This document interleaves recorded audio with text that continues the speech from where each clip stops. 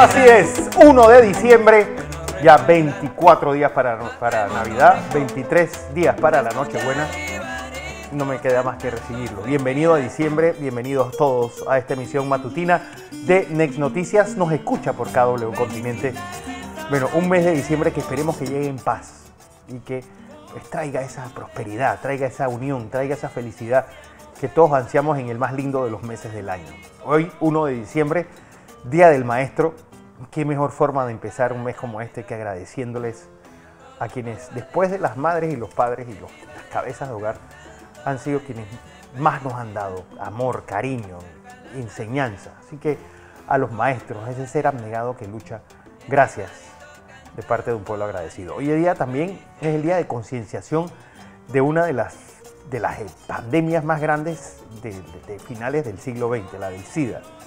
Así que hoy pues, vamos a estar pendientes y vamos a hablar mucho de esta enfermedad que ha hecho estragos realmente sobre todo, pues, yo creo que pocos pueden imaginarse, ya entrado el siglo XXI como estamos, de lo que fue la paranoia del SIDA, cuando se descubre esta enfermedad que parecía no tener cura, no se sabía cómo se transmitía. Tomó meses, años en saber cómo era la forma, cómo se iba transmitiendo esta enfermedad. Por eso los que vimos esa lucha titánica pues, para el coronavirus, sabemos lo que han sido los avances médicos y cuánto tomó que la ciencia entendiera de sus propios errores, de sus propias investigaciones, no solamente pues, crear en tiempo récord, pues, entender la enfermedad, sino crear esa vacuna que hoy hace que esté controlada hasta cierto punto. Pero no bajemos la guardia. Un día en el que empezamos, bueno, con México lamiéndose las heridas. Ya Tata Martino ha dicho hasta aquí y pues empezaría un nuevo ciclo. Por primera vez desde 1978, la selección mexicana no pasa a octavos de final. Un fracaso para CONCACAF, un fracaso también para un esquema de juego que fue increchento, pero no pudo más. Bueno, y la mejor Argentina ayer pasa de primero de su grupo. Así que vamos a ver cómo funciona esto el sábado, que es cuando pues, ya se empiece a separar los hombres de los niños. Bueno, hoy un caso que al otro lado del Atlántico pues está provocando, principalmente, bueno, en España, que sonacen todas las alarmas. Hay 5 cartas bombas que han llegado a la base de Rota al propio presidente Sánchez, a la embajada de Ucrania en Madrid y pues han sido unas descubiertas, otras, la de la embajada de Ucrania hizo explosión en un funcionario que tiene heridas leves. Se especula que puede ser el grupo Wagner el que esté detrás de esta terrible pues, situación. Cartas bomba, 5 han sido descubiertas en España. Don José. Buenos días, Fernando. Buenos días. Buenos días a toda nuestra audiencia que nos sigue en KW Continente Radio y en Canal 21 Next TV. Me gustó cómo comenzó la mañana. Exacto, así se debe empezar. Llegó la Navidad, llegó diciembre, un mes que nos trae tantos recuerdos. Sí. Un mes para vivirlo, pero siempre ocurren cosas como las que le voy a contar. Quiero, antes que nada, Fernando, enviar mis condolencias a Yami Araúz, la esposa de mi hijo José Blandón Figueroa, cuyo padre murió ayer. Le expreso a nombre de mi familia nuestras condolencias y a nombre de este colectivo nuestra condolencia a ambos y a los hermanos de Yami. Murió su padre el día de ayer. Pero hoy es el Día del Maestro y quiero enviarle las felicitaciones a los maestros. Con el tiempo, uno nunca olvida a los maestros y profesores que dejaron una huella en la vida de uno. Por ejemplo, yo recuerdo, como si fuera ayer, quiénes fueron mis maestros de primaria. La maestra Tala Peralta, de Peralta fue mi maestra de primer grado. La maestra Dora Sousa fue mi maestra de segundo grado. Maestra Delia Castillo fue mi maestra de tercer grado. La gran maestra Inés Pimentel fue mi maestra de cuarto grado, que no hace mucho le comuniqué que había muerto. El maestro Tito Rodríguez fue mi maestro de quinto y sexto grado. Y tuve grandes profesores. Gabriela Mendoza fue, entre otras cosas, en segundo año, mi consejera y mi profesora de matemática, tu tía. Noris Correa. Noris Correa. Bueno, en esa época era Noris Correa. Noris Correa. Una gran profesora, una gran mujer. La profesora Doris Moscoso, profesora que siempre decía, tú puedes tener todas las buenas notas, pero todo lo escribe sucio. Y ya uno aprende mucho de ello. El profesor Edmundo Espinosa, me dio ciencia. El profesor Charles González, ¿quién puede olvidar a él y a su esposa Talma? Ambos desaparecidos, todos. El profesor Contreras, la profesora Ana Victoria Méndez, el profesor, que es el padre del que fue ministro de Salud. Miguel Mayo. Sí, Enrique Mayo se llamaba, uno de los grandes profesores que yo he tenido en materia de biología y química. Bueno, y así le puedo hablar de mucho. Mi saludo a todos los maestros y profesores. Por maestros y profesores, porque todos los que le enseñan a uno son maestros. Son maestros. Maestros. Todos los que le enseñan a uno son maestros. Y yo he tenido muchos maestros que no son formalmente maestros, pero que han sido maestros míos. ¿Cómo han enseñado? Oye, está la avenida Balboa cerrada, hay un grupo de camioneros protestando. Vamos a tener más tarde información sobre este hecho. Déjeme darle un par de muchas noticias por bloques para que usted pueda ver cómo ellas nos están afectando a nosotros. Voy a partir en los Estados Unidos. Voy a darle un grupo de noticias de los Estados Unidos. Fíjense las cosas que están pasando en los Estados Unidos.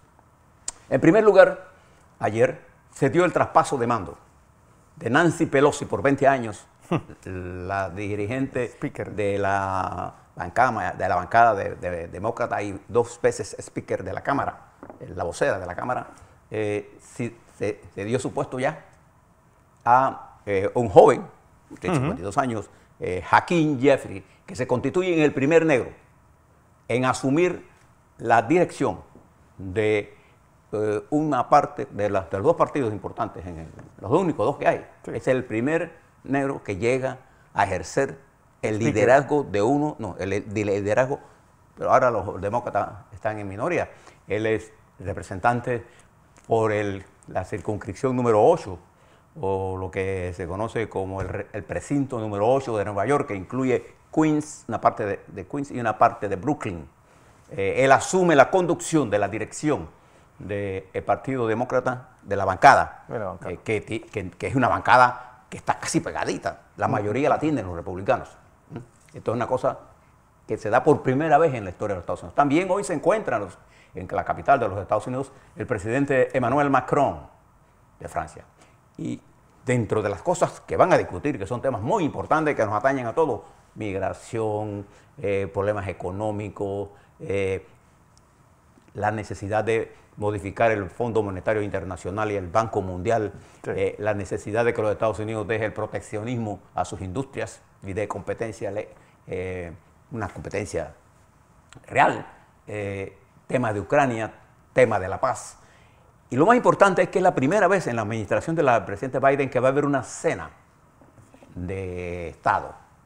Desde que comenzó la pandemia no ha habido. Esta es la primera cena de Estado organizada por la esposa del presidente, que ha tomado como símbolo los colores de las banderas de ambos países y ha adornado.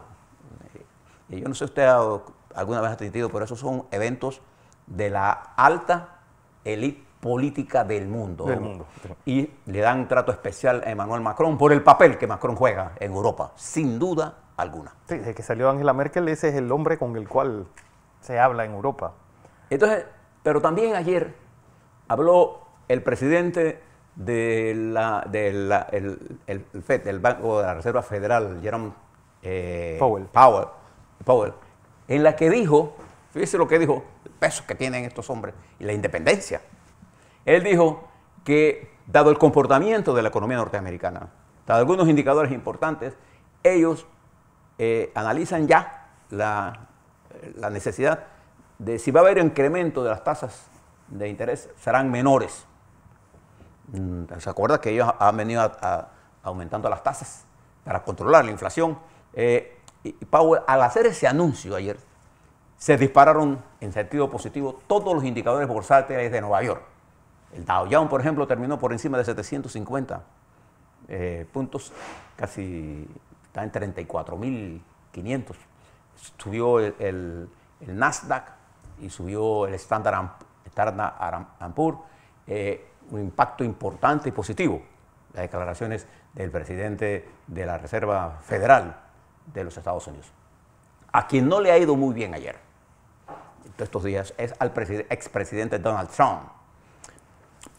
Ayer la Corte Suprema de Justicia autorizó, bueno, había autorizado ya, pero ayer se entregaron al Comité de Medios y Arbitrios, lo que se llama en inglés Ways and Means, el comité que maneja esto, se entregaron 6 años de las declaraciones federales de rentas del señor expresidente Trump. ¿Qué importancia tiene esto? Porque eso va a revelar realmente si Trump es tan rico como dice que es, 1, 2, ¿dónde tiene sus deudas? Y si realmente tiene deuda en Rusia. ¿Y en qué países del mundo tiene? ¿Cómo hizo para evadir impuestos? El New York Times publicó que el expresidente Trump pagó impuestos federales, no pagó impuestos federales de los 12 años que estudió, 9 o 10, no pagó nada de impuestos. Que usted vea, porque por la pelea de Trump, bueno, la perdió y ya está en manos del comité. Recuerde que el nuevo Congreso se instala el 20 de enero. Claro. Y ahora está en manos de la Comisión de Medios toda esta información. Además, se condenan a 2 de los grupos de ultraderecha que asaltaron el 6 de junio, que además son los negacionistas, pero que además asaltaron con intención de dar un golpe, fueron condenados a prisión, lo que constituye que se han dado más de 460 condenas a los grupos que intentaron dar un golpe de Estado bajo el liderazgo del presidente Donald Trump. De manera que al presidente no le está yendo tan bien en esto y se enfrenta a otros procesos en Nueva York y otros de los negacionistas se enfrentan a otros procesos en Nueva York y esto ha hecho que los republicanos, fíjense lo que pasó quizás lo más relevante que quería contarles es que en los Estados Unidos hay en cierne una posible huelga de ferrocarriles. Si usted conoce los Estados Unidos, la red ferroviaria es fundamental. Para carga y para carga y pasajeros. Y para nosotros es importante porque esa mueve la carga al este que viene pasa por el canal, al oeste que pasa por el canal. O también es una ventaja competitiva porque pues, claro, le da eficiencia al canal de Panamá. Claro, y esto para nosotros es importante. Pero fíjese cómo actuó ayer, con qué responsabilidad actuó. La Cámara de Representantes ayer mismo votó a favor de una legislación que propuso el presidente Biden. Es la ventaja de tener un hombre que sepa manejar la Asamblea, el legislativo, una gran experiencia. Que venga de esa. Logró que la Cámara de Representantes, con 76 votos republicanos, que eso es decir mucho, lograron con una aplastante mayoría pasar una legislación que ahora va al Congreso y ya hay más de 10 senadores republicanos dispuestos a firmar esto porque el efecto de la paralización de los ferrocarriles afectaría la economía de los Estados Unidos, casi una tercera parte de la bancada republicana. Sí, y además afectaría a nosotros también. Claro. De manera que esta es una noticia importante, pero llamo la atención a la seriedad, el nivel de seriedad que adoptó la Cámara de Representantes, que ya votó, y que el Senado va por el mismo camino ante lo que está ocurriendo. Esta noticia usted no la ve en ningún lado, no, porque las noticias importantes no se discuten. Nosotros estamos más preocupados por un gato en una no sé qué dónde, que es un gato. Yo no sé ni dónde es, pero estamos preocupados por el gato. Bueno, esta noticia, la de Powell, son importantes porque al producirse esto, se produce un descanso en la tasa de intereses que nosotros tendremos que pagar si llevamos al mercado. Nosotros, hablo de Panamá. Y en esto de la huelga al pararla, entonces nosotros seguimos teniendo los ingresos que el canal debe producir para nosotros. ¿Se da cuenta por qué es importante esto? Y también conocer. Ayer el cobre, la libra de cobre, llegó a 3.73 en enero de este año. Llegó a 3.14. Sí. O sea, cuando usted habla de proyecciones, fíjese lo que yo le he dicho. La proyección del mundo es que el cobre va a crecer en los próximos años en una forma ascendente. Que puede llegar hasta $6. Sí. De manera que cuando hablemos de estas cosas, pensemos hoy, ayer. Estas son las cosas que usted no ve publicadas en ningún lado, pero que son importantes para nosotros, porque nosotros tenemos mina, nosotros tenemos canal, y el principal usuario del canal de Panamá, ¿sabe quién es? Los Estados Unidos, con el 60%, por lejos, como diría Cervantes, by far. Hay gente que me pregunta por qué el manco de Lepanto hablaba inglés. Estados Unidos es nuestro principal usuario del canal. Ese es el bloque de los Estados Unidos. En el bloque europeo, la principal dirigente de la Unión Europea, Ursula von der Leyen, acaba de plantear ayer, se lo mandé a Fernando, y se está desarrollando una propuesta para la creación de una circunscripción legal internacional para juzgar los crímenes de guerra de Vladimir Putin en Ucrania. Y dijo además que los 350.000 millones de dólares que Europa ha retenido de los bancos centrales rusos serán utilizados, de acuerdo a lo que ella propone, para resarcir a Ucrania en su reconstrucción, y lo que han captado de los oligarcas rusos serán los fondos iniciales para lo que sería una especie de plan Marshall de Ucrania. Y esto ha puesto en la caída del petróleo ruso, más el acuerdo que Qatar, es donde usted está viendo el Mundial, el ministro de Finanzas y el ministro de Petróleo firmaron un acuerdo con Europa, con Alemania, para suplirle, ¿sabe de qué? De gas natural. Una cantidad impresionante del mercado que antes subía Rusia, ahora va a entrar en el año 25-26 por Qatar, que es las principales reservas de gas natural, y los Estados Unidos, por cierto, que va a ir al mercado de Alemania. Fíjese en la vuelta que está dando el mundo y el aislamiento que está cayendo Rusia. Por otro lado, otra de la segunda gran economía del mundo, la República Popular China, enfrenta una especie de cambio táctico, porque todavía no llega a ser estratégico, en su conducta de cero COVID, dado lo que pasó ayer en Cantón, en donde miles de gente salió, y la policía tuvo que entrar. La policía anda con batas, pero con palos. Entró a reprimir. El gobierno de Xi Jinping, haciendo ahora una lectura más correcta, comienza a tomar medidas para suavizar la política de cero COVID y permitir que los universitarios que se encuentran en las universidades atrapados y no lo dejan salir, porque hay contaminación, hay más de 40.000 casos diarios que se están produciendo en China, y además la forma de hacerlo es una forma que viola los elementales derechos de los ciudadanos, ha hecho que el gobierno de Xi Jinping comience a reconsiderar o a aflojar. Todavía no podemos hablar de un desplome del cero COVID. Es imposible hacer una cosa como esta.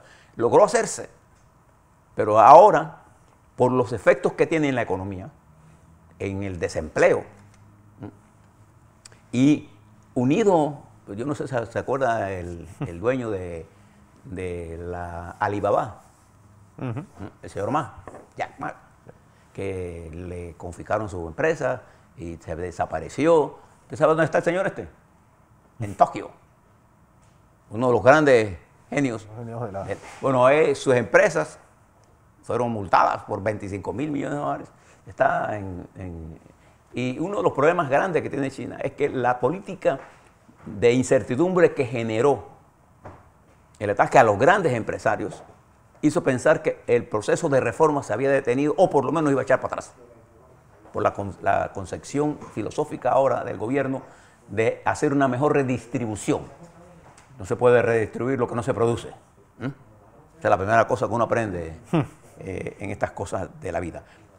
Y los problemas de Putin, por su ministro, lo hacen mirar hacia la India, porque la economía rusa comienza a sentir el peso de las sanciones en sectores importantes de la tecnología, en sectores importantes de la aviación, de los transportes públicos, de los repuestos, de los chips de computadora, y pone sus ojos hacia la India. Y Modi, el primer ministro de la India, pone sus ojos en Occidente, porque para él, si bien es cierto el mercado ruso es importante, más importante para él es el mercado europeo y norteamericano y sus alianzas. Y un elemento nuevo, todos los compradores de armas, Fernando, que ahora ven lo inútil e inservible o lo poco efectiva que son las armas rusas, han dejado de comprar y ahora van a buscar la tecnología ¿cuál?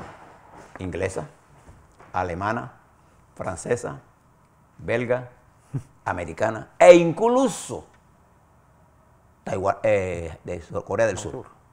En ese mundo general, en la que se prevé este año 23 que entra, una recesión, en la que, y si no hay recesión global, por lo menos habrá recesiones parciales y habrá caída del crecimiento, América Latina será afectada duramente. La crisis de Perú va a estallar en cualquier momento, no tendremos precedente. La situación de Ecuador es terrible. Entra Lula en Brasil, la situación del señor Petro, comienza a crearse movimientos en contra de su gobierno. La situación de América Central es complicada, la situación de Cuba, de la economía, es seria. Se incrementa la represión, tanto en Rusia como en Venezuela, se aplican como en Nicaragua, se aplican los conceptos de agente extranjero. Todas aquellas personas que piensen diferente al régimen se declara agente extranjero y se acabó, te aplican la pena de muerte o te ponen preso sin proceso. En ese mundo complicado nos estamos desarrollando nosotros. A la vuelta, les quiero hablar sobre dos cosas importantes. ¿Cómo vamos a terminar este año nosotros en economía y en política? ¿Y qué importancia tuvo o tiene la visita del presidente Cortizo a Colón ayer, en donde se fue a inspeccionar una de las grandes obras de construcción en el sector eléctrico, quizás la obra de construcción eléctrica más grande, no, quizás no, la más grande de América Latina. No hay nadie que esté construyendo un proyecto como el que estamos construyendo nosotros en Panamá, en Colón, ni una ciudad hospitalaria como la que estamos construyendo. El presidente estuvo ayer allá, le hablo sobre eso y le hablo sobre la economía y sobre la política. ¿Ah? ¿Qué dijo ayer la dirigente de Cambio Democrático? A nivel ábreo. ¿Qué está pasando en todos estos procesos? A la vuelta. Así es.